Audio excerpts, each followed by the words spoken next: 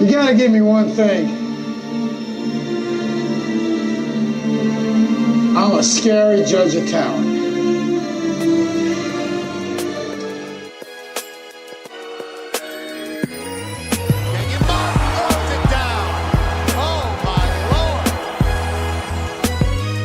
Adolphus Washington back-to-back plays. The Detroit Pistons select Luke Kennard from Duke University.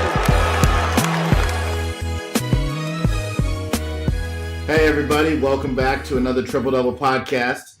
It is post-National Championship Monday, and we have a guest in the house today who was at the Final Four. We've got, you all know him by now, this is his fifth episode on the podcast. We've got Chas Wolfe. Chas, what's going on? Corey, Morrow, thanks for having me on the show. This is the Fab 5 episode. I'm excited. This is like an emergency podcast. Obviously, your alma mater, the Bearcats, have opened up. I'm back in town from Minneapolis. I'm excited to talk about the Final Four, other things that went on, and obviously what's going on in college basketball and high school hoops across the country. There we go. Well, guys, for anyone who maybe doesn't remember, Chas Wolfe is an NCAA certified scouting service owner-operator, a Twitter legend at High Major Scoop, and an amateur food critic. The Big Ticket is joining us today. We're going to start with the Final Four. Just give us the recap, Chas. What was did you go to the Final Four as a fan? Did you go to get some work done? You know what? I go as both, business and pleasure, as I like to call it, with the TSA pass. A lot of people were kind of hesitant on making their trip up to Minneapolis because of the weather. Obviously, it was 50 and sunny up there. Intriguing city, a lot of good restaurants. They've got a nice downtown area. Everything is accessible by foot or Uber. So it was actually a pretty good Final Four. A lot of people didn't make it this year because I think they were down on it, because last year the Final Four was in San Antonio, which is a lot of favorites for the coaches and the media and the Final Four aficionados. But it was a good time. Got an opportunity to meet up with a lot of guys in the coaching industry. I got to see a lot of media guys that are up there that are scouts or analysts or reporters. Got a chance to go over to the NABC Coaches Convention as a guest, walk through there, see some of the exhibits, get my annual NCAA Final Four board. And then I got a chance to go on Saturday. I got a chance to go to the semifinal games, which are obviously great games. So all in all, it was a great trip, and I'm happy to be back in sunny Northeast Ohio. For people who don't know, most Division I college coaches or staff members who aren't actual assistant coaches yet go to the Final Four. So, what are kind of the networking opportunities for those guys and guys like yourself at the Final Four? Well, there's a lot of different things that you can do at the Final Four. The NABC has some things like they have different committees and whatnot. They have opportunities for former managers and network. They have an NABC managers thing. There's a lot of different software companies, such as like Synergy, Fast Model. You've got a company out there called Teamworks, which is a software company that a lot of schools use. It's Is Brian Bishop involved with that? No, I don't think CBiz was there for that one. But that's a different teamwork. Okay. Yeah. You caught me off guard with that. I tell you what, you've had your coffee today. Caught me off guard. But so there's an opportunity to go to different social functions, as I like to call them, and hang out. Obviously, you have the annual pump party. If you can get a ticket in there, you might get an opportunity to see Cootie in there at the pump party, shaking and baking. World Wide West and the boys will be in there. I got a chance to see the legend Dave Telp a couple of days. You just get to see a lot of guys that are, a lot of the NBA guys are in there. There's a lot of different NBA parties and stuff, but it's just a good time to socialize, meet up with guys that maybe you don't get to see during the season. Obviously, a guy like myself likes to take advantage of all the free dinners and the meals. Have a couple adult beverages and talk about whatever's coming up. The one thing is you do this over and over. I think this is like my fifth Final Four. I think it's my third in a row. But, the thing with the Final Four is you have the all-lobby team is what I call it. You got the guys down there shaking and baking. They've heard all the Buzz Williams podcasts about, how he's stuff in the lobby floor and he hand out his resume and all that stuff. I mean, I think there's a couple of those far and in between dreamers, but, the Hilton was the host hotel in Minneapolis, and you got a lot of guys that are just floating around, and you hear the same one stuff, who's getting this job, or, is so-and-so going to Virginia Tech, or whatever the hot name is, or for what job. To me, I just kind of sit back and laugh and take it all in, and it's funny because when you get off the elevator, it sounds like you're going into the Coliseum at Rome. There's about 300 coaches in there telling lies and jokes and stories and busting balls, but next year it's in Atlanta. I think the following year might be in Indy and New Orleans. But I definitely recommend, if you haven't been, it's worth the trip because it's a good time. And anytime you can get a coach to buy you a meal, you got to take advantage of it, right? Absolutely. I've never had a chance to go, but I definitely might have to make a trip. Atlanta especially would be kind of appealing for me. And then you also get to spend time with one of the legendary scouting guys, the leaders in the industry, Clark Francis, who's been to every Final Four since Naismith was throwing up the tip-off. Scoop is what we call him. Scoop was out there shaking and baking. I actually saw him a couple of times out on the streets. He was rocking the jorts. He had the new Air Retro Jordan Clarks on that he likes to wear. It looked like he was pumping out a couple of reports late night, but, Clark's always good for a handshake and a flyby. He's kind of like, that rivalry game when you see the two coaches from Xavier Cincinnati just fly by each other in the handshake line. But I got to see a couple former Triple-Double podcast members. Corey Evans was out there. I saw Evans. Oh, yeah. B. Snow was working, though. B. Snow, in Milwaukee, he was working over the weekend. And then saw some of your other favorites, John Rossi and Jeff Goodman. But, it's just it's a fun time because it's kind of a time you get to relax and you don't really have to talk about, people think, the funny thing is that everyone thinks you're always talking about players. I mean, I rarely am talking about players with college coaches. It's more just joking and busting balls and talking about transfers or, this or that. You know how it goes. So, for the most part, I'd say the best thing at the Final Four is getting to meet younger guys and getting to introduce them to guys that you know. Now that I've been doing this for about, this makes year 11 for me. It's an opportunity to meet, TAs or support staff guys that want to move up in the industry. And by now, the guys that I knew when I was 24 to 25, they're now in their mid-30s, early 40s are becoming head coaches, and, they're out there looking for guys. So it's just a good chance to network, and you know how it is. You just want to make sure that your clients are taken care of, and you want to make sure that they're hiring good people, and you just want to make sure that they're connected to people that will take your service and hopefully will help you benefit down the line as well. So from that standpoint, it's always a good time. Did you have a chance to pass out any NEO Youth Elite Camp flyers? I saw about 32 of them on a couple cars over by the U.S. Bank Stadium. There's no idea if he's kidding or not. It easily could be. He might be kidding. He might not be. No, I actually didn't get to see any. But, I know that camp is, heavily saturated in Northeast Ohio, probably at the Tower City Mall probably has the flyers, but for the most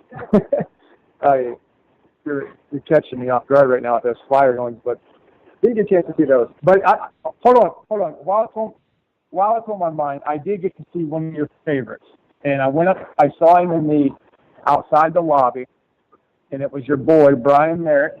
And I went up to him, and I tried to rip his jacket off, like his Twitter videos, and he just couldn't rip it off like WrestleMania, but he was laughing. And I asked him for the I swear I was going to ask you if you saw him. Those Twitter videos were insane. Oh, Hulkamania, boot up LSU. I asked him where Tate was, and he couldn't fill me in, but he was also... Tate was with us. Oh. Tate was in Lexington with hanging out with Mora. Mora was filming. Tate was standing right next to him. Oh, Prescott was down there. that basically is the Final Four. I mean, the Four Horsemen. It was the old next up Final Four. I mean, but let's do this. Let's talk about, I think, two of the interesting things that you got to see at the Final Four. I mean, obviously they were great games, but I think you had tweeted something about it. Just the emergence as a coach of Chris Beard. Unbelievable what he's done in the last 5 years. yeah, I mean, you look 4 years ago, the guy was a Division II head coach. I mean, 10 years ago, he was an ABA coach. The guy's only had one season as a head coach where he did won 20 games, and I think he won 19. That might be his first year at Texas Tech.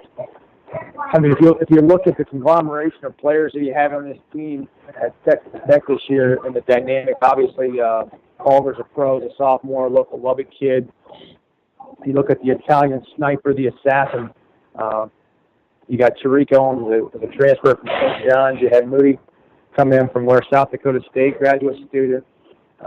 Probably leaving off a couple of names, but, nobody was Well, Francis is a transfer from Florida, Dominican yeah, kid. he's a kid that I think was originally recruited by Billy Donovan a decade ago in Haynesville. So if you look at this whole collection of his roster and squad, no one was expecting Texas Tech to be in the Final Four, let alone to make the national title game. And I think that's just a credit to Chris Beard's ability to coach, his ability to piece guys together. I've talked to some guys that are close to their staff. I actually got a chance to talk to Mark Adams, who's kind of their defensive coordinator during the NCAA tournament run. He was still recruiting. That's what's funny is, guys that never take a day off, no matter the NCAA tournament, they're still recruiting and want to know about grad transfers that are out there. And I've got a chance to talk to Mark, who's the assistant there. Their ability to get guys better, their ability to get guys to buy in.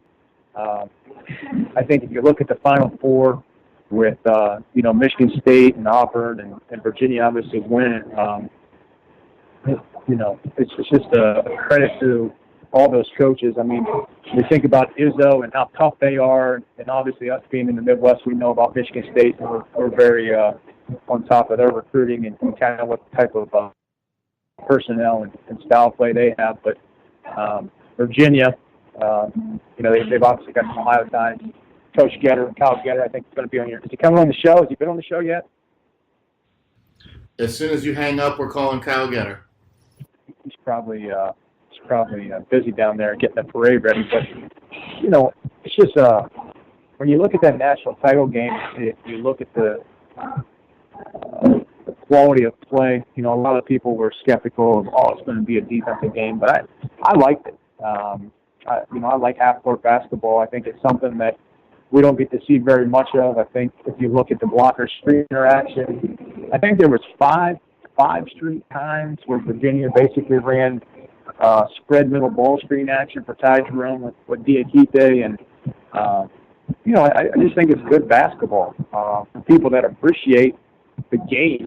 I think it was something that was appeasing to us. Now, a lot of people like to see the up and down action, and that's fun. But I think for us, we see that so much. It's like, gosh, can we see something new? Can we see a different? Can we hear a different song or see a different movie? And for me, it's good for guys like us because we see it in high school with Ohio high school ball. We see it with college ball all year, especially in the Midwest. So we're used to it. It definitely wasn't appealing to your NBA fan who watches the NCAA tournament, and that's the only college they watch. But, those guys would have rather have had Zion and RJ Barrett, whoever else. But, like you said, I'm fine seeing Michigan State, and they've got injuries and they still make it. I'm fine with Texas Tech. I'm happy for Virginia and the way they play. But the other guy I want you to talk about, he's a polarizing figure, but talk about the reemergence to being one of the top coaches in the country right now is Bruce Pearl and what he did at Auburn this year.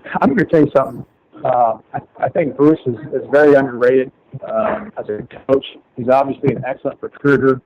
A lot of guys probably just heard that are rolling their eyes because of some of the NCAA things that are coming up. But I'm going to tell you, Bruce was a great Division II coach. I think he won a national title in Southern Indiana. He obviously went up to wherever it was, Green Bay, Milwaukee, had success there. Had success at Tennessee. Obviously, ran into some NCAA trouble there. At Auburn, he puts a piece of team together. Jared Harper was fantastic. I mean, he had a fantastic NCAA tournament. Obviously, it's disappointing to see what happened to Chuma, but here's something I remember from a couple months ago. Is I was at the Kansas Research Classic in Wheeling, and Bruce was sitting by himself on the floor, and I think I might even tweeted it. Bruce was sitting by himself on the floor. He had a program, he had an ink pen, and he was taking notes during the game.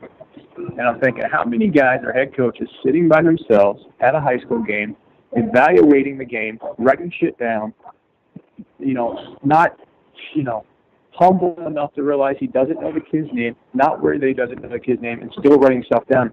A lot of guys won't walk in, act like they know who everyone is, but half the time they're texting you, like, who's 13, who's 24, where's that kid committed? Like, he was on top of it. So I think if you look at a guy like Bruce Pearl, he still works, he still grinds, he's still a guy that's not too scared to know who he is. I mean, he's still the same guy that was a manager that was flapping his wings at Temple as the mascot. And I think you look at guys like Chris Beard. Chris Beard was a manager for Tom Penders at Texas. You look at Buzz Williams, who obviously we're oversaturated with Buzz, get better. But, a lot of these guys are grinders. They're guys that, they know who they are. They know where they've been. They're not scared to work. And I think you look at Bruce, his teams, bring on that same type of demeanor and character of that toughness and that grit and that ability to overcome things and make themselves better. And, we got to see that in the NCAA tournament. Absolutely agree. And I've read that before on Pearl, where he believes in doing most of the evaluation himself, and then he has his assistants handle the majority of the actual day-to-day recruiting, and he's kind of the evaluator and the closer. And yeah, you definitely don't see that a lot. That's why you're not going to see a lot of head coaches at 16 and under games sometimes, but if you're going to see somebody, it's going to be him, taking a flyer on different guys. No, absolutely. I think you look at your guy, Mick. Mick's a guy that, former manager himself. And there's a lot of guys that, hang their hat on that, chip on their shoulder because they didn't play, but, they go into that role of becoming an admin guy or moving their way up the ranks and becoming successful head coaches. And there's more than one way to skin a cat, right? You got it. From a talent perspective, talking about evaluating, tell me this. I saw a tweet that I very much believe in, and I forget who tweeted it, but it was somebody well-respected, and they said, for Virginia, if Ty Jerome was from Latvia, he would be a lottery pick. Do you agree? Yes. I think that was probably Doug Gottlieb that said that. But that sounds right. Yeah, there you go. So, Ty has an unbelievable ability to see the floor, to create plays. I mean, Kyle's obviously sees that on a day-to-day basis, so he'll probably tell you more on Ty Jerome. But, this is the first time I got to see Virginia play live this year. I didn't get a chance to go down to Louisville or see him over in Pitt, but, from the days that Ty was at Iron and Prep up in New Rochelle to UVA, he comes off like a guy that's kind of slow-footed. He shoots kind of an unorthodox shot. Game's kind of retro, but he gets things done. You look at what he did in the semifinal games. You look at his numbers, his stats. He fills up. He checks off all the boxes. He passes. He rebounds. Makes big plays. His ability to pass the ball. I was probably out of place because I ran into Telep and George Felton, who's their scouting director with the Spurs. I was like, Ty Jerome looks like a Spur to me. And Dave just smiled and said, we're going to check him out more. But it's just, it's interesting that a guy who, he's a deceptive athlete. I think I might have tweeted during the semifinal game that it's kind of like the Tom Brady of Virginia. Doesn't look like much, but he's tough as nails, and he's kind of a blackjack dealer out there. He can make a lot of things happen for his team, and obviously he can fight on it. He's the best guy in the last 2 minutes. Yeah, him and Kyle Guy, those guys are clutch under pressure. So absolutely. Well, let's move on to April then. Before we talk about April live periods. And I mean, that's important. I know you want to touch on that. But before we talk about that, I want to talk about this. And looking at current college basketball players who isn't transferring, and the transferring is getting even worse we've seen guys going up and down a level, but now we've got guys trying to go up a level who average 4 points at the level below that. And then the other thing we've got more seniors, high school seniors, unsigned seniors than ever playing AAU. So it's just a situation to me. It looks like you got a lot of marginal guys. It's time for them to take the next step in their career, and instead they're basically just delaying the inevitable. And I'm not a big fan of it. No, I think it's a lot of guys that are reaching, trying to become part of something, trying to get on somewhere that they've been obviously ill-advised since their high school days, and now they're trying to obviously make up for it, find out where they can play. And I hear the same complaint from college coaches at all levels. If it's from low to high major or D2 guys are just like, this guy played 6 minutes, 7 minutes, and now he thinks he can go up. Or, the problem with a kid having say kid has a really good D2 career, and all of a sudden you've got an A10 or you've got a Big East or you've got a MAC or Horizon School poaching him out of the Division II program because they saw how successful he was, and we can't hold on to our guys. And that's something that you're running into as Division II guys moving up to Division I. And then you've got guys that I would like to see a statistic on guys that signed late. What I mean by signed late is signed in April of last year or maybe the year before, at 18 or 17, and they were reaches. And what I mean is guys that were late signees, and they went to the wrong level, or they went to the wrong fit, or they went somewhere because that school had one scholarship open and they took a chance. And it's like, you know what? Well, he isn't good enough now. He didn't play. He didn't help. He didn't do anything on our team. And we've obviously got some free agency. We've got some salary cap. We want to get rid of a guy because we're trying to get a transfer, a grad transfer, a JUCO guy, or whatever it may be. But I think a lot of times it's guys that were late signees the year before, similar to what we're having now in this 19 class, where there's some kids that are still available in Ohio that we know of, and they're trying to get onto, they got that stream. And there's nothing wrong with having that dream of wanting to play in Division I, but you're not going to go to the right level or right fit because you're the last apple in the basket. And a lot of times it's just, it's basically supply and demand. And good for you. You're the last girl at the bar at 3 a.m. at last call, but how much quality are you really? I saw one yesterday that was tweeted by a high school coach in Ohio, and it said, well, this kid's the best available kid in Ohio at his position, and he's got these 6 offers, and they were all Division II scholarship offers. And I'm sitting there saying to myself, if he's available and he's that good, he's got these 6 offers, well, okay, let's take one of them. But if we're not happy with what we've got at this point, what are you going to be happy with? And when you get there, are you going to be happy with that situation, or are you going to be gone in a year? Well, that same kid had mid-major offers 2 years ago. That same kid had Division I offers, and they didn't take them when they were on the table. So now you played a game of, poker, right? And so you're waiting to see how, and they were waiting to see if they could get better. But the problem is they didn't know what better was. They didn't know what the right fit or right level was. I'm not going to call that coach or that player out of due respect to their program and that prospect. But the fact of the matter was I saw that same kid at a team camp in June 2 years ago, and I told him to take the offer. And they said, well, he'll get better. And I looked at him and I said, no, he's not. And I'm not Notre Dame, but, sometimes I get these things right. And it's better, as you know, it's better to take an offer, and it's better to take a job when you have one instead of sitting there now, April 10th or 11th. And I imagine that coach has promised that kid, I'm going to get you a Division I scholarship. I'm going to get you one. And that's what happens. A lot of these coaches get these kids, it doesn't matter if you're at a high school, it doesn't matter if you're at a prep school, it doesn't matter if you're joining an AAU team this spring. You come play with me, and I can guarantee you that I'm going to help you get the Division I scholarship, and you're going to play on my team, and we're going to do all these things. And you know what? That's fine, but they have an agenda, and it's an agenda-based reason to come play with them. And at the end of the day, it backfires on some of these guys. I see it all the time. And with that being said, there's nothing, I enjoy Division II college basketball.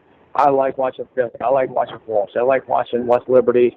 I can name 10 more schools, but The problem is a lot of these people don't realize how good that is, and they all want that one shining moment. They all want to be the kid that, gets a chance to play in the NCAA tournament, play on CBS, and make March Madness. And there's nothing wrong with that, but it's not for everyone. And if you don't take advantage of an opportunity when you did have a Division I scholarship, that you were just ill-advised by people that weren't educated enough to help you with that decision. And I wish that some of these guys would reach out to guys like me or yourself or whoever it may be that have been doing this long enough to say, listen, you need to take it because it's not going to be there forever. And you know what? The window of opportunity is small for a lot of these guys. It's extremely small. And right, especially unless you're about 6'8" or taller, and you're always going to have people interested late. I mean, there's just so many guys out there, and they're just going to keep moving if you don't move. And I mean, I think it all ties into it's basically the same conversation as to what's going to happen this June and what's going to happen this July with all these camps. And if you don't make smart decisions as a prospect, the margin for error has really gone down. And I mean, talk about what you're expecting with these basically NCAA run camps. Well, I think it's a question that a lot of guys have asked because it's kind of been in the dark. A lot of us don't really know what the heck's going on. We obviously know what the format is. We know the numbers. We know the 4 locations. Where they're going to be, obviously, UConn, Illinois, Grand Canyon, and where's the other one? Houston. We know that they're going to be the 20, 21, 22 class. Here's a couple of things that I want your listeners to know is that each Division I program, so the 350-plus Division I programs, will get a chance to nominate 5 guaranteed prospects. So obviously there's going to be 1,500 guaranteed prospects that make the camp. Now, some of those kids are going to be crossover kids. Let's say John Gross at Akron and Rob Senderoff at Kent, both like Grant Hoffman for, use of a name, and they want Grant Hoffman to go to the Illinois because they want to evaluate him in July. Well, because the kid gets nominated multiple times, what happens there? So they're going to get, that's a question to be raised. So they're going to get 5 guaranteed kids in the camp that they want to see. They're going to get 20 nominations, and those nominations will get thrown into a pool that will later be looked at and surveyed by an advisory panel. Who's on the advisory panel? I don't know. Is it going to be a selection of NCAA certified scouts? Is it going to be guys from USA Basketball? I imagine it'll be some of the .com guys. I imagine it'll be some regional guys like ourselves. I imagine it'll be guys with USA Basketball. I imagine it'll be guys with the NABC. But there's also a portal, an NCAA portal that the kids can go into. And if they go to my Twitter page, I actually posted the information of the PDF packet that was given to the Division I coaches from the NABC, and on there it shows the website that college prospects, high school kids now can go to. They can enter their information. I think they have up until maybe May 15th to enter their information into the NCAA camp portal, and they can nominate themselves, which obviously takes the NCAA out of a lawsuit because it lets the kids nominate themselves instead of saying, well, this is biased and, my kid didn't get an opportunity to go to camp. Well, yes, they can. Yes, they can now because they can enter their own information. So a little recap. You'll have 4 locations in July. You'll have D1 college coaches nominating 5 guaranteed kids with 20 additional names. And then you'll have an advisory panel going over the 20 additional names. And there'll be 2 different sessions going on during those camps. But also you're going to have a USA, which is basically going to be a top 100, top 125 camp going on with USA Basketball, which will be your Power 5, Power 6 conference camp out in Colorado Springs for most of your high majors. The only thing that you're going to run into is there's going to be a lot of kids that are probably D2 to mid-major that don't get into these camps. And for kids like that, they're just going to have to go to dead period camps. They're going to have to go to, for a lot of kids in the East Coast and Mid-Atlantic, they're going to have to go to a hoop group. I imagine they're going to take advantage of that, but they're not going to get seen by Division I coaches. So there's going to be a lot of kids out there that maybe they didn't get seen in April. They didn't get seen in June because we don't, there wasn't, maybe their state didn't have certified team camp, or maybe they didn't get invited to a top 100 camp like Ohio's going to do. And then July, maybe they got to play that first live period, but after that, they had the opportunity to get looked at. So there's going to be a lot of kids that maybe don't get seen as much, and this is an opportunity for guys like ourselves to hopefully help those kids out.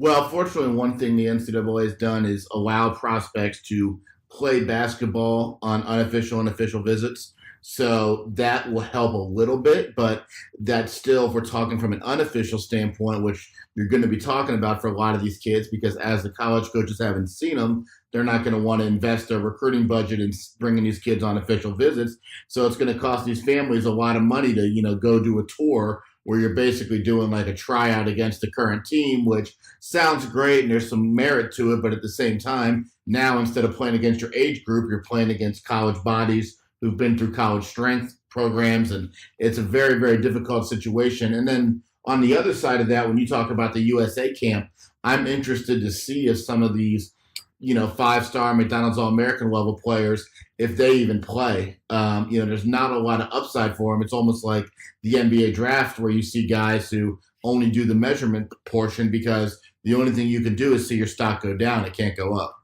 Yeah, I think some of those guys are going to get a chance to go. They're going to have the NBA camp in June, and that's going to be open for the college coaches for a 2-day window in Charlottesville. I think that's right around like the 14th or 15th of June.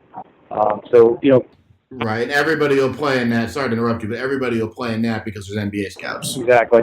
And so you're going to see that. And then I think the other thing that the kids are going to have to take advantage of is during that month in June, they're going to have to go to, if I was at a Division I school, I would try and get as many kids within whatever radius, 500 miles I can, to come to my elite camp to get those kids on campus for unofficials and get them to be on campus just get a chance to finally, evaluate those kids and hopefully weed out the kids that you do want to recruit in July to get them in there in June, get a chance to get your eyes on them and get your staff to see them and hopefully figure out who you want to recruit in July and get on campus in August for official.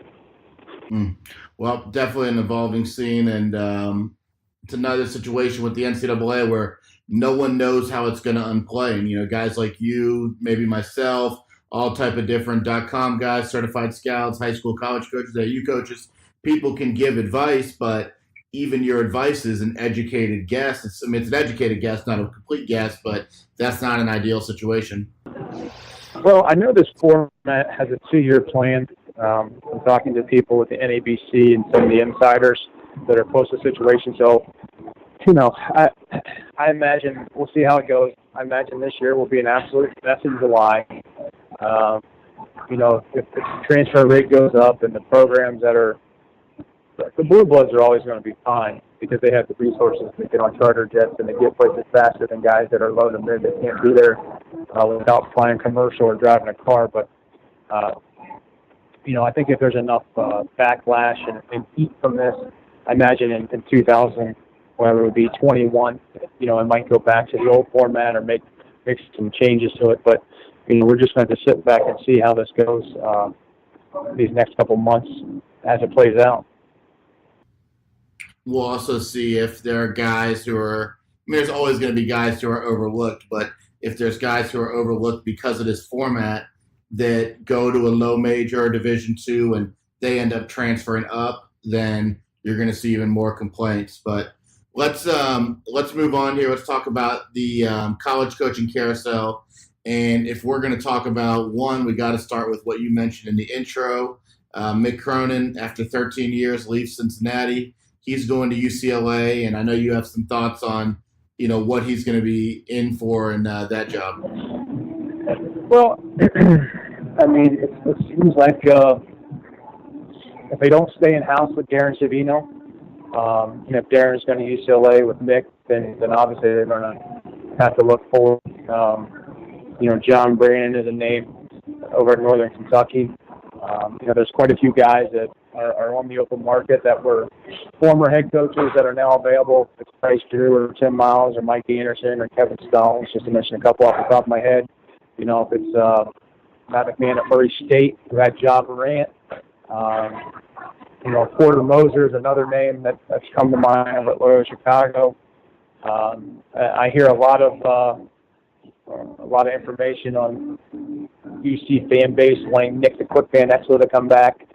You know, I've heard Keith Dambrot's name come up, but you know, you know a lot about the job because obviously you're alum. You know, you work there. You know a lot about the community. You know the people, the supporters, the administrators, and whatnot.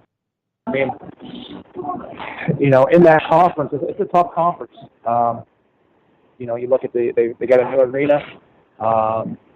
You look at what Mick's done, 9 straight years NCAA tournament. You look at the caliber of talent that he has. You look at the whole face of the job, and I think it's a very good job. I think it'd be interesting if the AD goes through a search or if he does it himself. I've done a little bit of research on the AD. I haven't reached out to my man for that Kahneman search group yet. I know Kahneman's all over this one, but you know, I think there's a lot of good candidates. And what's funny is, you know, when a situation like yourself is when you're close to a program and you grew up in the community and obviously you were around the Bearcat family for a long time. You know, you want to make sure it's somebody that's going to basically take care of it and help it go on and help it moving forward. And there's an emotional draw to that for someone like yourself. And I've dealt with things like that too. With, you know, some of my relationships I have, and Gino Ford was at Kent State, and Keith Danbot was at Akron, and you know, you just want to make sure that those programs keep moving forward, and they hire good people and people that you know, and you know, so it's going to be interesting and see how quick they vet this program and who they go with, and resource-wise, what they're going to pay this next head coach. What Mick was making, $2.2 million, and also what they're going to put in that assistant pie. You know, I think how creative are they going to get with paying their assistant coaches? Who can they get? You know, you look from the conference standpoint of Houston is giving Calvin Sampson $3 million a year. What's going on at UConn, Central Florida with Dawkins? You look at Greg Marshall at Wichita State. You know, we've talked a little bit about where that job is in the conference. You know, is it a tier 1, tier 2, tier 3 level job? And obviously, it comes down to money. What can they pay, and what can they give you resource-wise to put your staff together and make it where it does stay as a top 3 job or top 5 job in the league. Well, it's interesting that a lot of guys are harping on somebody who's going to be more exciting, quote unquote. They want to stay away from the style of play that's kind of like a Texas Tech, where not the most points, not the most 3-point shooting, but, you know, has yielded a whole lot of wins. So we'll see what UC does. I think you named a lot of the names that I'm hearing. I think a guy like a John Brandon would certainly fit personality-wise with the way Cincinnati's played in the past. And again, that might not be what people want, but that's been the recipe for success here, where you might not draw the top-end talent of the Big Ten schools or the Big East schools or the ACC schools, but you're going to be able to find guys who are hungry and kind of diamond in the rough, and that's what Mick was able to do with pros. So, I mean, I think UC is going to be fine. I'm more interested in, you know, your takes on what you think Mick's success is going to be able to be at UCLA. I think a lot of it's going to be his ability to use the Under Armour network, some of those relationships that he has out on the West Coast. You know, if Darren does go with him, I think Darren is capable of being a national recruiter for him. Obviously, Darren is kind of an East Coast guy. Going to be interested to see, you know, does Mick try and get a guy like Tony Stubblefield, who's obviously an assistant at Oregon, who worked with him at Cincinnati, knows the landscape of the Pac-12. You know, does he try and get Stubbs back on his staff? Who does he go with? Does he get a former head coach? Does he get a guy kind of like how Sean Miller did with Lorenzo Romar when Sean hired him in Arizona? So does he bring in some West Coast guys? I don't know I don't know Mick's network of guys, obviously as well as you do, but I think from that standpoint, I think he's going to have to get creative on who he's going to bring in as a staff to help with those West Coast connections and ties. I think Mick is obviously a guy that once you get to know Mick and realize his personality, he's going to have to probably not be as brass but polish it up. But I think obviously Mick is he's going to bring that toughness and grit and that competitiveness that he has and that some of those Midwestern roots, to Westwood. And I think it's a good time for Mick to go to UCLA. I think you look at the landscape of the Pac-12. If Bobby Hurley leaves Arizona State and goes to St. John's, now these are all hypothetical things that haven't taken place yet, but, let's say Bobby Hurley gets out of Arizona State and he leaves St. John's. Let's say some of these NCAA things happen within the Pac-12. Maybe some of those jobs turn over. You look at California, at Cal has a new coach, obviously, and Bart Fox. You look at it's been a very down year in the Pac-12. So Mick's coming in, and it's a fresh start. It's a good time. He's the sexy new head coach in the league. And I think those things are all vital and key, and they're with the synergy and moving forward and having this thing. Getting back to it's hard. I think UCLA is kind of a fairy tale job because of the expectations of the past of John Wooden and obviously Jim Herrick and Steve Lavin, and you look at how good they were with when Ben Howland was there. I mean, Ben Howland with multiple Final Fours, and Steve Alford. He didn't suck. He just didn't get into what their expectation level was. Now, some things about that job have changed a little bit. I know UCLA is a very Title IX school. Across the board, they try to keep it as equity across with their other sports where they balance out the flights and obviously the gym time and all those other things. And I heard that in this meat package with Mick, and they get a 6-year, $24 million. So he's making $4 million a year. Not bad for a guy from LaSalle High School. And in his package, I heard they're now going to be getting charter flights, which is obviously going to help with their travel, in and out of the league play. And that's something that Alfred didn't have. I was on a flight one time in Augusta, leaving the Peace Jam, and I was getting a connecting flight from Augusta to Atlanta. And I can remember seeing Steve Alford on my flight sitting behind me, because they weren't allowed to have, they had to fly commercial. And those are little things that go a long way that people don't realize that can help those guys be successful.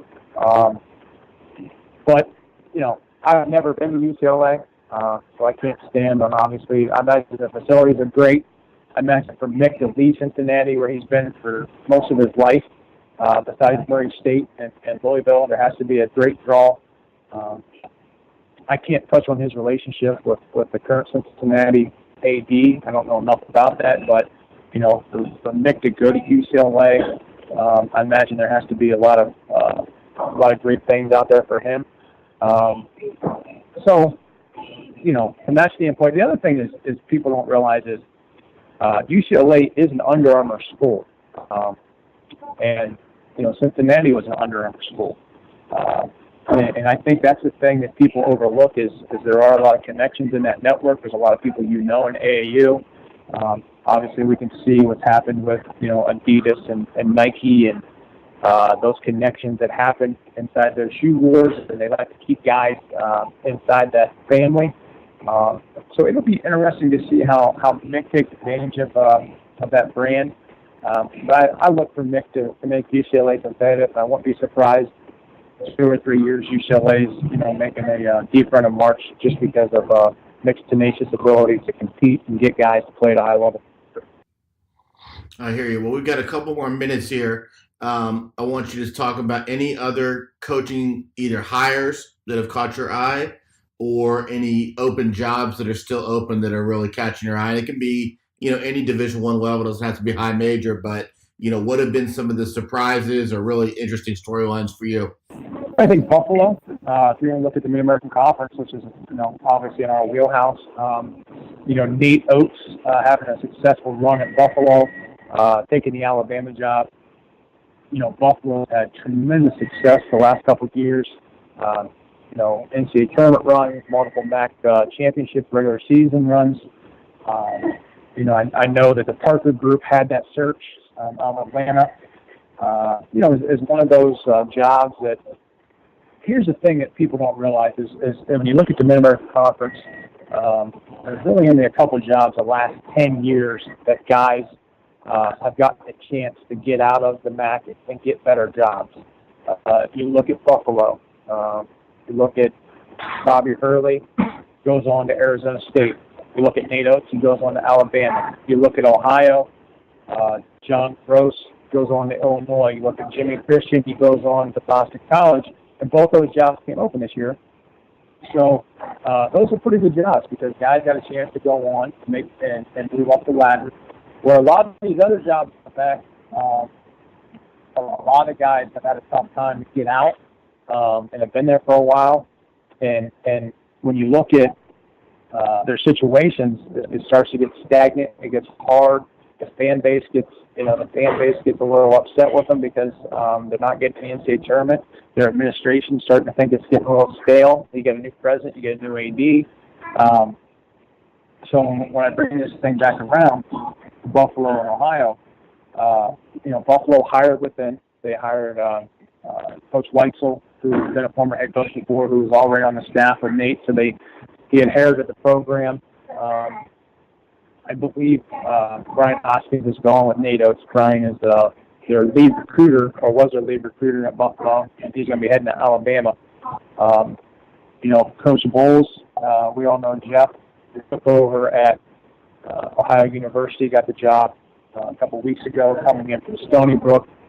Jeff played at Ohio University. Jeff was an assistant at Ohio State, was an assistant at Akron, was an assistant at Marshall.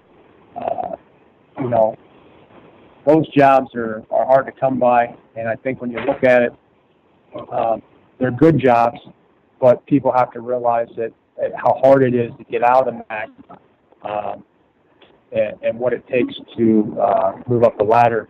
And the other thing is this, let me tell you about that, is a lot of Big Ten assistant coaches have been getting jobs, right? But they're not getting mid or higher, they're not getting mid-major or higher jobs. They're taking a lot of low-major jobs. They're hard to get. For example, Mike Sharkey, I'll probably pronounce Mike's last name wrong, at Ohio State, he just got the Elon job. So Mike's going to Elon. You look at Billy Domlin. Billy used to be the head coach at Wright State. He was at Michigan, at Northwestern as assistant. Billy's now going to UMKC. Low-major plus job. Greg Gary. Greg was at Purdue. Greg is now going to Mercer, down in Georgia. So a lot of these guys that are assistant coaches in the Big Ten are having a tough time getting a really good big major job. I know some guys that were up to the Buffalo job, but they were a little hesitant on taking Buffalo, and you're probably saying, well, why would you be hesitant on taking Buffalo? Well, there's some reasons. A, they were a little nervous to take Buffalo because of the success that Bobby and Nate had. Probably a little nervous to go in there and hold the roster together because they weren't their guys. Maybe they had APR issues. Maybe on top of it, they thought it was a little bit out of their reach. And then on top of it, the postseason success, and what happens is one of two things can happen. A, you're confident enough to go in and take that job over, right? And think, you know what, I have what it takes to be successful here, even though it's outside my wheelhouse, and I got to get creative and get some JUCO guys or transfers in here. Or you're in a situation where, you know what, this job's just too far away. You look at like Lamont Paris. Lamont was at Wisconsin.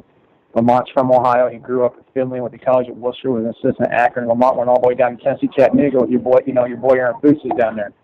So, sometimes you got to step out of your wheelhouse because these jobs are hard to get. And the other thing that happens, I'm going to tell you this, is these search firms, a lot of times they're going to give you a chance to go up the plate. And they're going to give you a chance to go up the bat if it's the Parker Group or if it's Eddie Fogler or, so on and so forth down the line, they're going to get a chance to have you interview for this job. And they know whether or not you're a candidate or not, but they're just giving you an audition to maybe, try out for this job. And you might not even be in their top, 1 or 2 on the list, but it's an opportunity to go in front of the, the committee. And if you turn these guys down and they offer you the job, they're either going to think, A, you're scared, B, you're arrogant. So you got to be pretty, pretty comfortable in your own skin on your decision making, and you got to realize how damn hard it is to get these jobs. And I think if you going back on some of these Big Ten assistant coaches, as we've seen, that have taken jobs, a lot of them realize how hard it is, and that's the reason why Jeff Wolfe left Ohio State to go to Stony Brook. Greg went to Mercer. Billy went to UMKC. Who else are we missing? Jack Owens left Purdue to go to Miami, Ohio. Jack left to go to Miami, Ohio from Purdue. Bakari Alexander left Michigan to go to Detroit. Is no longer there. Exactly. So they're hard to get. And I keep saying this 9 times, but that's the thing that people don't realize is why did he take that job? Well, you know what? It's pretty damn hard to get, and you just got to take them, and you got to hope you can piece it together. When I talked to Jeff, when he was talking to me about Stony Brook, he felt that Stony Brook was a top 3 job in the American East. He felt they had enough resources up there to be successful, and obviously he was correct. He finished in the top 2 in the American East. Obviously Vermont's a hell of a school, hell of a program that John Becker has, and then you look at what Ryan Odom's done at UNBC. UNBC last year knocking off the national champs in Virginia. So for him to get an opportunity to go up there and kind of get out of his wheelhouse and go up to Long Island, it shows how hard it is. But well, Chaz, the last part of it is that the window of opportunity is so small, and I mean, there's guys who you could say missed their chance. They were hot for 2 or 3 years. They turned down some jobs. They decided, no, I'm going to wait for the right job, and then they missed their chances. And that's why, if you get an opportunity, your goal is to be a Division I head coach. It's like if your goal is to be a Division I basketball player, you've got to take the opportunity that's there and make the most of it. And sometimes that's a factor, and it's why these coaching search firms are hard to follow because you only get. I mean, you've got other connections, but the public only gets so much of the story, so it's very hard to follow. But if you don't strike when the iron's hot, there's absolutely no guarantee it's going to come back around. No, you're 100% correct. And it's the same thing. You've got so many chances and so many opportunities, and then that window of opportunity is gone. And that's the thing that I think that we need to emphasize with high school players, that if you don't make a commitment now before March 1st, then you're going to be on the back seat, because once these college guys are done with their season, then if you're an available high school senior prospect, your sex appeal or people wanting to recruit you is going to fall behind, because you're not a guy that is going to be a priority anymore, because people are going to want college transfers because they are currently in the Division I program. They have college reps. And here's the thing that I hear all the time, Corey, and Mario can attest to this. Mario, are you still awake? We would rather take, I heard him through the beard, fear the beard, but we would rather take a guy as a college player, as a transfer, and sit him out, because he's at least been coached for a year. He has college minutes. He's gone through a college program. He's shown that he can make it academically. He can make it academically. He's gone through practices, whatever it may be, and we know it. We know from that standpoint that basically it's like taking a glorified prep school kid that's older, and he's got 2 to sit or 3 to sit or whatever the situation may be, and he can be a program guy for us, and we don't have to worry about throwing a kid in the mix and not knowing what we're getting, and if he can make it or not. So that's the advantage I think that you have with getting a transfer over a high school kid, but at the same time, I think it's a mystery. And if you listen to a lot of some of the Matt Painter interviews that he's had lately, talking about how he evaluates guys and what he looks at. And I know he has a philosophy on culture, and I know Matt goes through a couple different other things that he does, more so than just the eye test. It doesn't take much for us to figure out if a guy can play basketball. It's more the off-the-court things and how he is as a person. And there's some things that these guys are doing now. There's some psychological things. There's some personality tests. There's some different things that these guys are doing that I know about to figure out questions they ask the kids. There's a whole script that they go through that the good programs, and it's kind of similar to what the NBA guys are doing too, is figuring out if this guy's our type of guy based on the questions we ask him, how he answers them, and basically they're figuring out what his personality is like and if it fits in the role and the mode of that program and the culture of that program. And that might sound funny, but this is a business. And when you make 7 figures and you're John Calipari and you make $9 million or $10 million or whatever it may be, I don't care if you're where you're at, but this is a business. And guys, the livelihood depends on whether or not you can play, perform, and act as a normal human being, and they're going to ask you the shit they need to know to find out what kind of person you are. Exactly. Well, if there's one theme here, I think, from talking about prospects handling the recruitment, the camps, college coaches, and you look at just the money generated in the Final Four, it is a business, and, certainly a lot of good takeaways. So, well, let's wrap it up here, Chaz. I think we're just about out of time. I want to thank you, as always, for coming on. Always a listener favorite. And that was the Triple Double Podcast. Chaz, thank you. Thanks for having me on. Carl Kramer, cutting the nets down. All right, we'll talk to you, buddy.